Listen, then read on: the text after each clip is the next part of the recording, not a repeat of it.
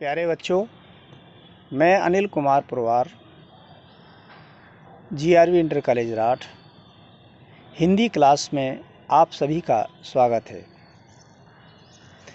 तो आज हम आपको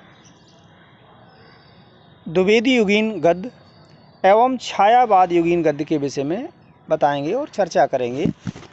कल अपन लोगों ने भारतेंदु के सहयोगियों के विषय में जानकारी ली थी।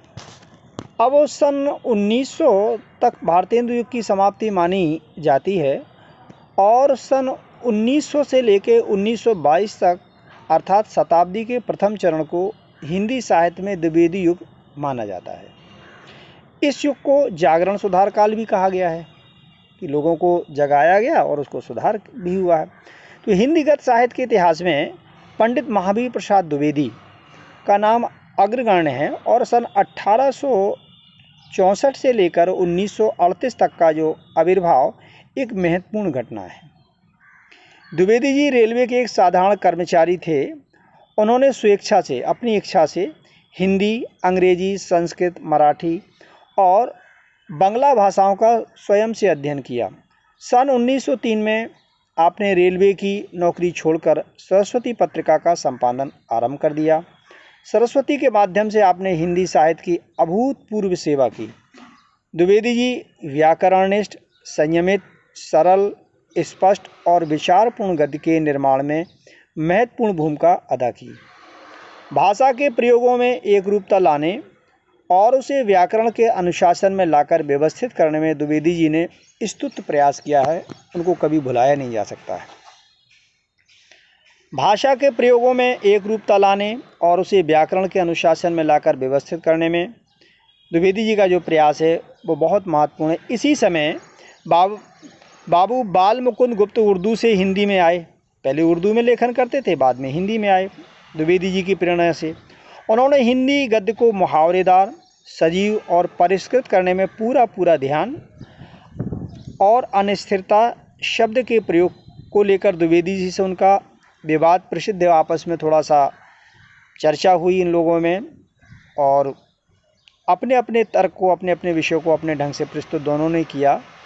इस युग में द्विवेदी जी के अतिरिक्त माधव मिश्र, गोविंद नारायण मिश्र, पद्म सिंह शर्मा, सरदार पूर्ण सिंह, बाबू श्याम सुंदर दास, मिश्र बंधु, लाला भगवान दीन, चंद्रधर शर्मा गुलेरी, पद्मलाल पुन्नालाल बख्शी, गणेश शंकर विद्यार्थी आदि लेखकों ने हिंदी गद्य के विकास में बहुत ही योग दिया।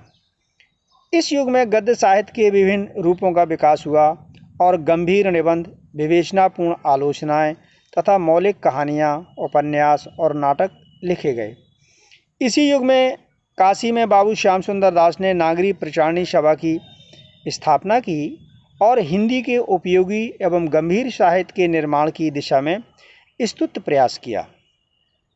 सरस्वती पत्रिका के अतिरिक्त इंदु, सुदर्शन, समालोचक, प्रभा, मर्यादा, माधुरी आदि पत्रिकाएं इसी युग में प्रकाशित हुईं।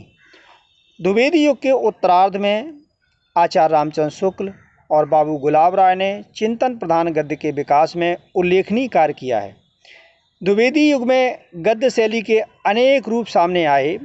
पंडित महावीर प्रसाद द्विवेदी की साफ सुथरी, संयमित, परिमार्जित, प्रसन्न शैली, बाबू श्याम सुंदर दास की औदात्यपूर्ण व्यास शैली, गोविंद नारायण मिश्र की तत्सम प्रधान समास बहुल पांडित्यपूर्ण शैली, बाल मुकुंद गुप्त की ओजस्वी और प्रवाहपूर्ण शैली, तीखी व्यंग्य शैली और मिश्र बंधुओं की सूचना प्रदान तथ्य अन्वेषणी शैली, पद्म सिंह शर्मा की प्रशंसात्मक शैली और सरदार पूर्ण सिंह की लाक्षणिक एवं आवेगपूर्ण शैली, चंद्रधर शर्मा गुलेरी की पांडित्यपूर्ण व्यंग्यात्मक शैली, गणेश शंकर विद्यार्थी की मर्मस्पर्शी ओजस्ता पूर्ण और मूर्धन्य मूर्ति विधायनी शैली, पद्मलाल पुन्नालाल बख्शी की सुबोध और रमणीय गद्य शैली, आचार्य रामचंद्र शुक्ल की चिंतन प्रधान शैली और आत्मविश्वास मंडित तत्वान्वेषणी समाज शैली और बाबू गुलाब राय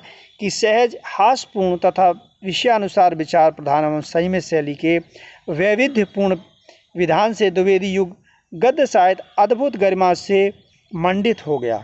अब इसके बाद आता है छायावाद युगीन गद्य। उसमें क्या हुआ, सन 1919 में पंजाब का जलियांवाला बाग में आयोजित सभा जो हुई थी, निहत्थी तथा असहाय जनता को गोलियों से भून दिया गया जनरल डायर के आदेश के अनुसार। और 1920 ईस्वी में गांधी जी ने व्यापक असहयोग आंदोलन प्रारंभ कर दिया, किंतु लगभग 2 वर्ष बाद ही यह आंदोलन स्थगित कर दिया गया। कुछ वर्ष बाद 1931 में सुप्रसिद्ध क्रांतिकारी भगत सिंह को फांसी भी दे दी गई। इन घटनाओं ने राष्ट्रीय चेतना को और दृढ़ किया। युवकों का कल्पनाशील मानस कुछ कर गुजरने के लिए तड़पने लगा। इस युग में पराधीनता और व्यवस्था की अनुभूति से आकुल होकर यदि कभी वेदना और पीड़ा के गीत गाए गए, तो दूसरे ही क्षण स्वाधीनता के लिए सतत संघर्ष की बलवती प्रेरणा से उत्साहित होकर स्फूर्ति और आत्मविश्वास की भावना को मुखरित भी किया गया। द्विवेदी युग सब मिलाकर नैतिक मूल्यों के आग्रह का युग माना गया है। इसलिए नवीन भावनाओं से प्रेरित युग लेखक इसकी प्रतिक्रिया स्वरूप भाव तरल, कल्पना प्रधान एवं सक्षम चेतना से युक्त साहित्य रचना में प्रवृत्त हुए। यह प्रवृत्ति कविता और गद्य दोनों ही क्षेत्रों में लक्षित होती है। सन 1919 से 1938 तक के कालखंड को हिंदी साहित्य के इतिहास में छायावाद युग के नाम से जाना जाता है। इस युग की सीमा में रचित गद्य अधिक कलात्मक हो गया और उसकी अभिव्यंजना शक्ति विकसित हुई। वह चित्रण प्रधान, लाक्षणिक, अलंकृत और कवित्वपूर्ण हो गया। उसमें अनुभूति की सघनता और भावों की तरलता है। उसकी प्रवृत्ति अंतर्मुखी हो गई और राय कृष्णदास, वियोगी हरि, महाराज कुमार, डॉक्टर रघुवीर सिंह, पंडित माखनलाल चतुर्वेदी, जयशंकर प्रसाद, महादेवी वर्मा, पंत जी, निराला जी, नंदुलारे वाजपेयी जी, बेचैन शर्मा, उग्र और शिवपूजन सहाय आदि गद्य लेखकों ने छायावाद युगीन गद्य साहित्य को समृद्ध किया है। द्विवेदी युग के उत्तरार्ध में जो लेखक सामने आए थे, वे थे छायावाद युग में भी लिखते रहे और उनकी प्रौढ़तम रचना इस युग में पुस्तकाकार प्रकाशित हुई। तो ये था छायावाद के विषय में आपको बताया। तो बच्चों, इसको आप लिख लोगे, नोट कर लोगे। और ये आपका द्विवेदी युग और छायावाद युग दोनों लगभग काफ़ी कुछ कवर करने की कोशिश की है। आप अपने हिसाब से उसको छोटे छोटे से लघु उत्तरीय प्रश्न बना लोगे, अति लघु उत्तरीय बना लोगे, जिससे आपको परीक्षा में सुविधा हो जाए। धन्यवाद बच्चों। ध्यान से पढ़ें, मन लगा करके पढ़ें।